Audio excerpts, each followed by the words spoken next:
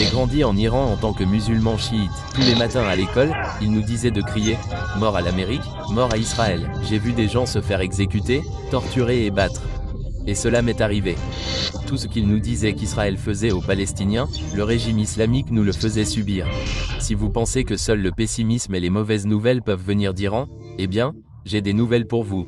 Je suis assis aujourd'hui avec Ramin Palza, qui est un ami mais aussi un musulman iranien qui a appris à connaître le Christ et à aimer le peuple d'Israël. Cela fait beaucoup à déballer et nous avons le temps de le faire. Donc aujourd'hui et dans notre quartier, l'histoire de la façon dont les choses peuvent paraître différentes dans les relations avec l'Iran et comment la découverte du vrai Dieu peut complètement changer le destin d'une nation.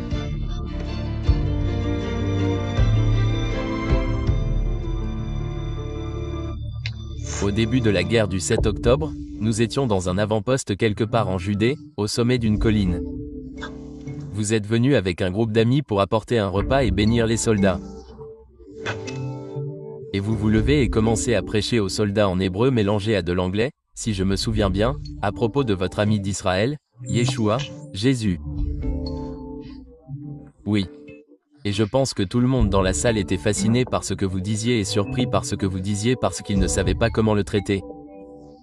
Un Iranien qui était musulman, qui a fini par croire en un Messie juif et qui a ensuite déménagé en Israël pour bénir le peuple juif. Mais peut-être pourriez-vous nous expliquer comment vous vous êtes retrouvé dans cette salle, devant un groupe de soldats, une partie de mes soldats parlant de votre foi personnelle.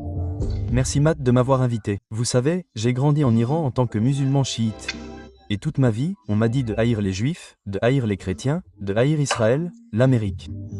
Et chaque matin à l'école, ils nous disaient de crier mort à l'Amérique, mort à Israël. Et c'est comme ça que j'ai grandi.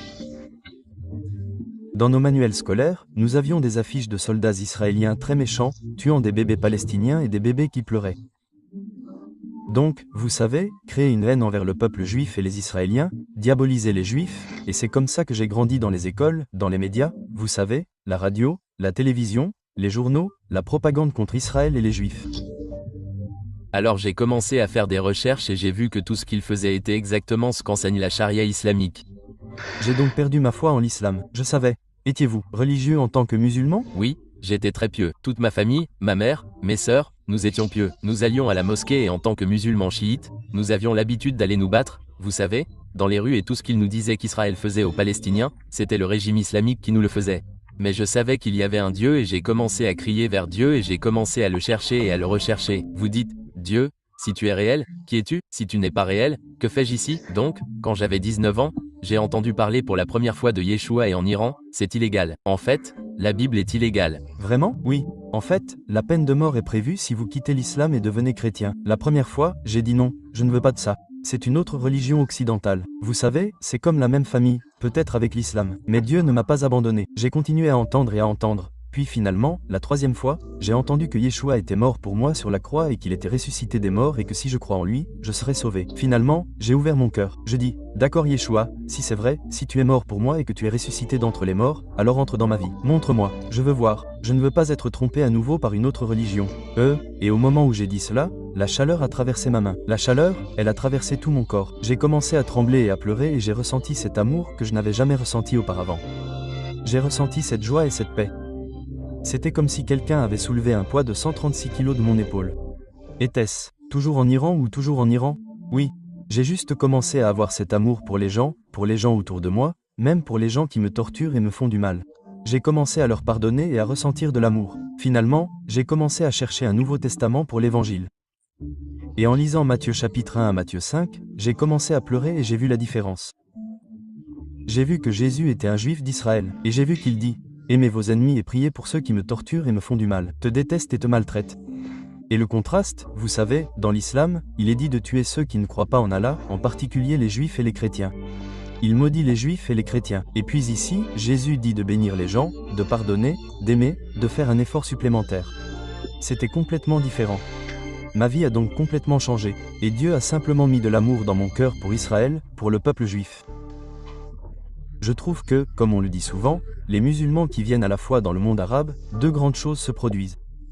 Premièrement, c'est presque toujours une révélation surnaturelle. Et deuxièmement, ils cessent de haïr les juifs et commencent à les aimer. Et nous regardons cela, cela enlève le cynisme que nous portons dans nos cœurs de doute. Douter que Dieu agit. Douter que d'un pays comme l'Iran, des gens qui ont un cœur vraiment aimant, pourraient sortir, en particulier pour le peuple juif. Où l'obscurité était la plus intense. Dieu agit là-bas. Et qui aurait pu imaginer que parmi tous ces pays, l'Iran serait, quel est le nombre? Un ennemi d'Israël est devenu en fait l'ami numéro 1 d'Israël pour les gens. Est-ce le cas? Oui. Et des millions d'Iraniens deviennent chrétiens. Et j'en ai rencontré des milliers qui sont venus au Messie et qui aiment Israël. Ils aiment le peuple juif. Ils ressentent de la sympathie envers les Israéliens parce qu'ils ont été opprimés par la même idéologie. Vous savez, j'ai vu des films sur l'Holocauste et j'ai pleuré et j'ai eu cette compassion et ce zèle pour le peuple juif. Et c'est pourquoi j'ai fini par me marier avec un Israélien et j'ai déménagé en Israël et j'ai commencé à servir les Israéliens lorsque la guerre a éclaté. J'ai commencé à aller dans les bases militaires et à faire du bénévolat en cuisinant pour les Israéliens déplacés. C'est une histoire tellement bizarre. C'est Dieu. Je suis curieux de savoir quelle est l'interaction que vous avez en tant que personne marchant dans la rue. Les gens demandent, c'est quoi cet accent bizarre que vous avez? Il dit, oh, je suis d'Iran. Comment les gens réagissent-ils à cela? En fait, ils sont ils sont stupéfaits, ils sont choqués. En fait, lorsque je faisais du bénévolat, que je cuisinais et que j'aidais les Israéliens déplacés et que je préparais de la nourriture pour les soldats, ils étaient stupéfaits et en même temps pleins d'espoir et de joie que celui qui était autrefois un ennemi soit devenu un ami et les aide. Quel regard portez-vous sur le peuple iranien? Vous êtes donc un fils de cette nation. Vous avez une famille, je suppose, en Iran. Quand vous pensez à eux, quand vous priez pour eux, qu'est-ce qui vous passe par la tête? Vous savez, le peuple iranien a traversé un feu ces 46 dernières années. Les Iraniens ont tellement souffert économiquement. Au début de la révolution, ils ont traversé une guerre. Près d'1 million d'Iraniens ont été tués pendant la guerre. Et, vous parlez de la guerre entre l'Irak et l'Iran. Exactement, je ne savais pas qu'il y en avait autant. Oui, seulement 1 million du côté iranien. Et puis il y en a 1 million et plus du côté iranien. Côté irakien.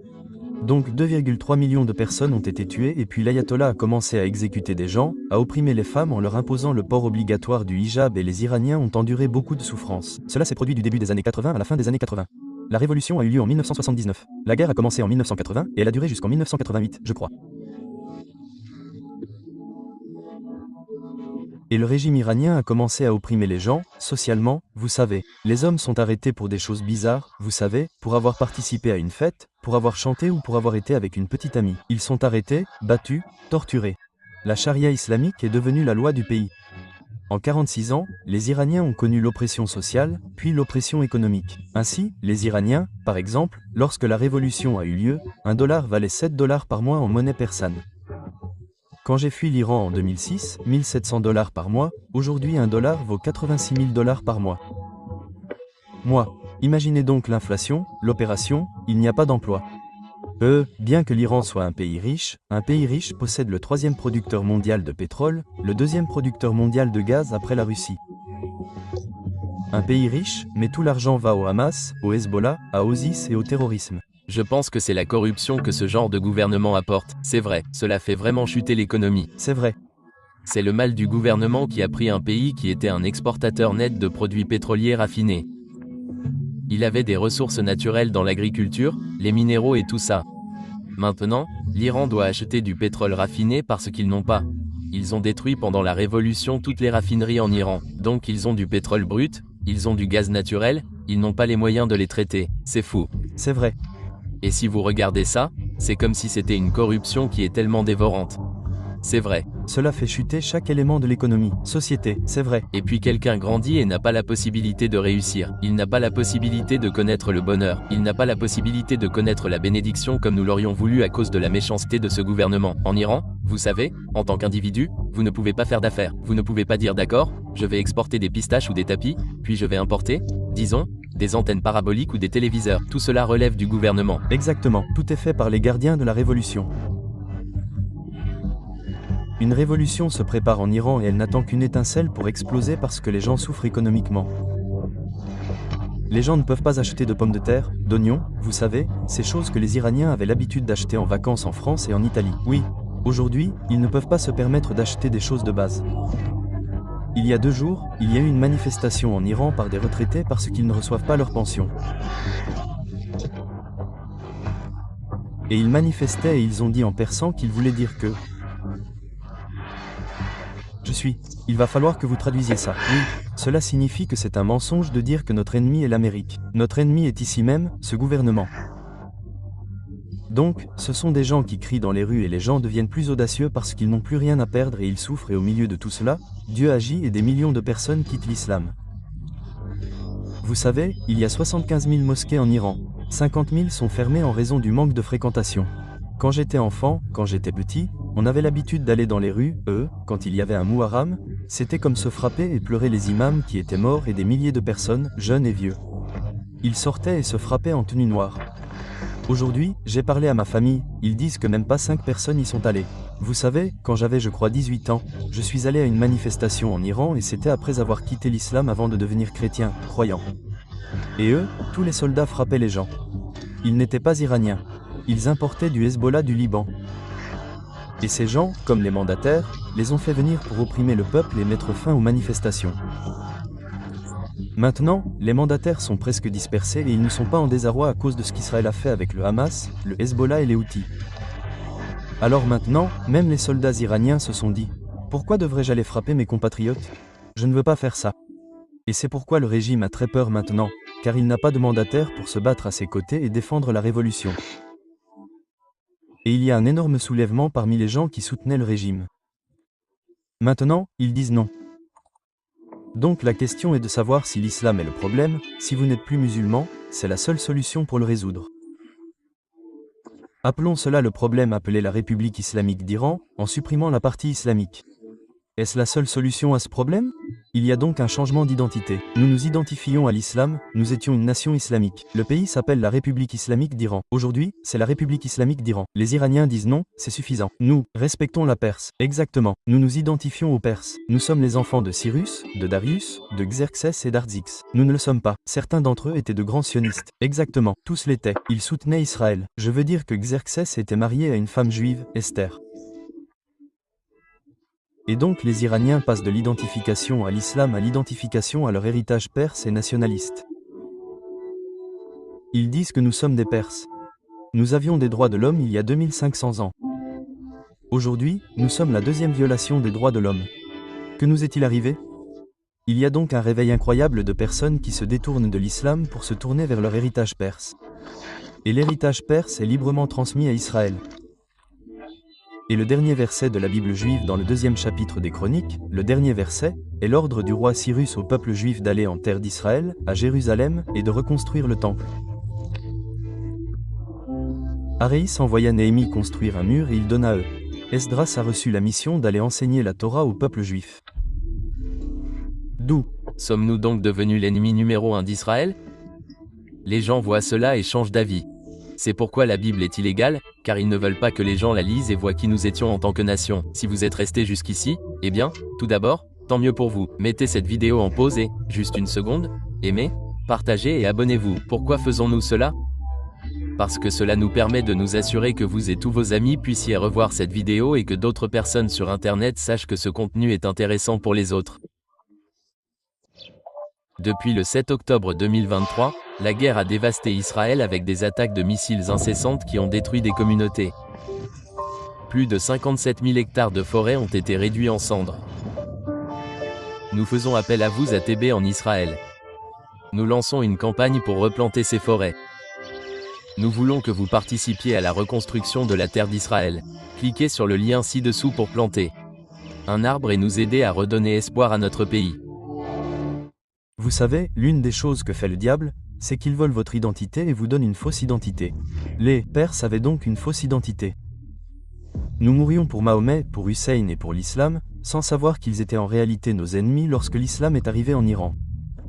Vous avez vu ce qui s'est passé le 7 octobre. C'est exactement comme ça que l'islam est arrivé en Iran. Ils ont attaqué, violé, battu et tué. Et c'est comme ça que l'Iran est devenu islamique. La plupart des pays du Moyen-Orient étaient chrétiens. Vous parlez du 7e siècle. Exactement. Ouais, tout s'est fait par l'épée, par la force. Nous sommes devenus chrétiens. Mais maintenant, après 1400 ans, nous nous sommes réveillés. Maintenant, avec Internet, ils voient sur Instagram ou bien que c'est bloqué, mais les gens utilisent un VPN et l'accès et ils voient des Israéliens danser et vous savez, ce sont des Arabes qui marchent dans les rues. Il y a une prière islamique à Jérusalem. Ils ont une vie meilleure, même que les Iraniens. Et quand ils voient ces choses, ils ont une vie meilleure. Ils réalisent qu'on leur a menti, qu'on les a trompés. Mais les choses changent, dans un sens, Ils ont l'espoir que ce régime ne durera pas trop longtemps. Ils savent que ce régime va tomber, et ils ont beaucoup d'espoir en cela. Et la culture iranienne est différente. Les gens, vous savez, ils ont de la musique, de l'art, de l'informatique. Ils veulent être comme l'Occident. Ils veulent être.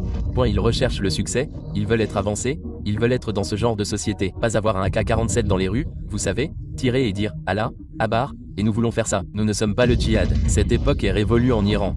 Les Iraniens changent et évoluent, et c'est un bel espoir que j'ai, et je crois que c'est parce que des millions de personnes se sont détournées de l'islam et sont devenues chrétiennes, et c'est en train de se produire. L'Iran a l'église qui connaît la croissance la plus rapide au monde. Vraiment? Oui, l'église clandestine explose. Des millions de personnes deviennent chrétiennes en Iran et ils ont dit au cours des 25 dernières années. Au cours des dernières années, on estime que 8 millions de personnes sont devenues croyantes, chrétiennes, et sur 90 millions, c'est incroyable. C'est incroyable, oui, et si vous remarquez qu'au lendemain du 7 octobre, à chaque rassemblement pro-israélien, les Iraniens étaient là pour les soutenir, ils étaient aux côtés des Israéliens, du peuple juif. D'ailleurs, nous faisons ce contenu pour la chaîne TBN Israël et presque tous les contenus que nous mettons en ligne ont des Iraniens dans la section des commentaires qui dit « Ne les écoutez pas. Nous vous aimons. Ne les écoutez pas. Nous vous aimons. » Et c'est généralisé, au point qu'on se dit « Qui sont ces gens ?» Exactement, je trouve que cela me donne un espoir incroyable. Il y a un énorme soutien pour l'Amérique et pour Israël en Iran de la part du peuple iranien. Ils voient que notre ennemi n'est pas Israël et l'Amérique. Notre ennemi est en fait ici même. Ces gens qui nous dirigent, qui ont détruit nos moyens de subsistance. Il y a plus de personnes pro-israéliennes en Iran qu'en Europe en fait. Et c'est phénoménal, c'est juste quelque chose dont les médias ne parlent pas, ne couvrent pas assez. Mais nous verrons quand le régime tombera. Nous voyons que j'ai l'espoir que nous aurons à nouveau un vol direct de Tel Aviv à Tran. Amen. Parce qu'ils ont existé. Oui, je pense que l'Iran et Israël deviendront deux alliés à l'avenir. Je prierai pour cela. Amen. Lorsque la révolution a eu lieu en 1979, elle a radicalisé toute la région. Tous ces groupes terroristes ont commencé à apparaître et vous savez, chaque pays veut avoir sa propre version de la révolution islamique et cela a en quelque sorte détruit tout le Moyen-Orient. Mais je pense que la façon dont cela a commencé va se terminer. Donc, lorsque l'Iran s'effondrera, le régime s'effondrera. En Iran, je pense que cela va faire disparaître tous ces régimes islamiques et leurs mandataires, et nous allons avoir une paix relative pendant un certain temps au moins, puis nous allons avoir des liens d'amitié avec Israël, avec l'Amérique et avec tout l'Occident. Cela va provoquer beaucoup de changements au Moyen-Orient lorsque ce régime sera parti, car c'est la tête de la pieuvre. Donc beaucoup de choses changent et je pense que nous allons avoir un bel avenir avec Israël. J'espère et je prie pour le peuple iranien et j'espère et je prie pour qu'il ait un meilleur gouvernement qui lui offre une meilleure option que la voie de l'islam radical et qui siphonne son économie pour semer la destruction et la mort dans la région. Oui, c'est ma prière. Vous savez, les dirigeants iraniens ne sont pas iraniens. Les ayatollahs, si vous regardez, qui sont-ils? Ce sont des Arabes qui sont venus du Liban. Vraiment? Oui. Et de Bahreïn et d'Irak. Donc si. Regardez la tenue qu'ils portent, le turban noir. L'ayatollah porte le turban noir, c'est un symbole que la personne qui porte ça est un descendant direct de Mahomet, ce qui signifie qu'ils ne sont pas perses. Donc, en Iran, tous les dirigeants iraniens actuels ont pour nom de famille une ville. Lorsqu'ils sont arrivés en Iran, comme ils n'avaient pas de nom de famille, ils ont choisi une ville comme nom de famille, et c'est comme ça qu'ils ont fini par prendre le contrôle de l'Iran et détruire tout le pays. Et c'est pour ça que les gens réalisent que ces gens qui nous dirigent ne sont pas vraiment des Iraniens. Je me souviens que lorsque ma nièce et mes neveux sont nés, vous alliez chercher une carte d'identité, ils vous donnaient une liste pour choisir des noms. Vous ne pouviez pas choisir un nom que vous vouliez, et la liste était entièrement composée de noms islamiques. Comme dans mon quartier, pas de noms persans. Exactement. Donc, dans mon quartier, nous avions environ 10 Ali ou 5 Muhammad ou, vous savez, Hussein, et ils sont si nombreux parce qu'ils essayaient de changer complètement notre identité. Et c'est pour ça que les Iraniens ont tous leurs cartes d'identité. Il y a un nom, mais ils ont un surnom. Un nom persan comme dans l'idée, c'est Muhammad, mais ils ont choisi Darus comme nom d'Arish. Donc, pour le peuple iranien, d'après ce que vous dites et ce que les gens dans la rue disent, les sanctions américaines et le nouveau programme de pression maximale du président Trump et de son cabinet. C'est une bonne chose pour les Iraniens. Eh bien, cela leur fera du mal, mais, à long terme, exactement. Mais ils préfèrent cela. Ils préfèrent parce que même quand Obama a levé les sanctions, ils ont conclu l'accord. Vous savez, c'était un très mauvais accord. Il a débloqué des milliards de dollars pour l'Iran, mais rien de tout cet argent n'a affecté le peuple. Encore une fois, vous êtes allés au CGRI pour faire des mandataires et dépenser pour, vous savez, construire la défense antimissile et toutes ces choses. Et les gens savent qu'avec ou sans sanctions, il n'y a pas beaucoup de différence. Et ils préfèrent que Trump exerce une pression maximale dans l'espoir que cela va briser le régime ou provoquer son effondrement. Les Iraniens avaient l'habitude de descendre dans la rue en 79 et de dire « Mort à Shah ». Shah était le roi. Maintenant, les Iraniens sont en train de le faire. Nous dire la mort pour avoir dit la mort à Shah. Quelle grosse erreur nous avons faite. Remords, vous savez, ils sont très désolés. Vous savez, ils avaient une nation prospère et magnifique et maintenant ils sont eux. Ce que vous savez, c'est comme le mouton noir de la nation entière. Ils sont connus comme des terroristes. Leur passeport ne sert à rien. Ils ne peuvent aller nulle part. Il n'y a pas d'argent. Il n'y a pas d'économie. Il n'y a pas d'emploi. Il n'y a pas d'espoir. Alors ils ont dit, qu'avons-nous fait de cette révolution? Ils nous ont tout promis. Et Khomeini a promis aux Iraniens des transports gratuits. Nous allons vous donner gratuitement ceci, cela, l'argent du pétrole. Nous allons vous le donner, le distribuer équitablement à tout le monde. Nous allons rendre l'éducation gratuite. Nous allons non seulement les rendre gratuits, mais aussi les rendre payants. Ils n'ont pas l'électricité. Ils la paient. Ils ne l'ont pas. Et c'est pour ça que ça les a fait changer d'avis et qu'ils ont dit que ça suffisait. Et il y a tellement d'espoir. J'ai plus d'espoir pour l'Iran que pour la plupart des pays d'Europe, car ils vont dans la mauvaise direction. Ils deviennent antisémites. Ils autorisent tous ces rassemblements pro-Hamas en Iran, car personne n'y allait. Eh bien, parce que les Iraniens ont vu ce que cela signifie vraiment. Exactement. Se soumettre à ce genre d'idéologie. Exactement. Vous savez, dans Jérémie 49 sur 35 jusqu'à la fin, il y a une promesse concernant l'Iran. C'est une prophétie. Et Dieu dit que dans les derniers jours, je détruirai les dirigeants en Iran. Oui, j'y établirai mon royaume, mon trône et j'apporterai à nouveau la prospérité à l'Iran. C'est une prophétie et une promesse et je pense que cela se produit. Il y a donc beaucoup d'espoir pour l'Iran et je suis très optimiste. J'espère que cette année, les choses changeront. Merci. Merci. Et je veux dire comme vous et votre vie et j'ai rencontré plusieurs personnes comme vous de différents pays. Cela me donne de l'espoir et je pense que cela nous donne à tous de l'espoir. Amen. J'espère que Dieu est fidèle. J'espère que même dans un endroit que nous pensons être contrôlé par les ténèbres, il y a des gens qui voient la bonne chose à faire et s'opposent aux ténèbres. C'est là que je trouve de l'espoir. Amen.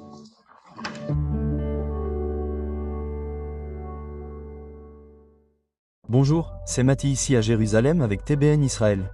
C'est Yei Pinto de TVN Israël ici à Jérusalem. TBN Israël tient les téléspectateurs informés avec des nouvelles axées sur Israël, la culture et ce que Dieu fait dans ce pays.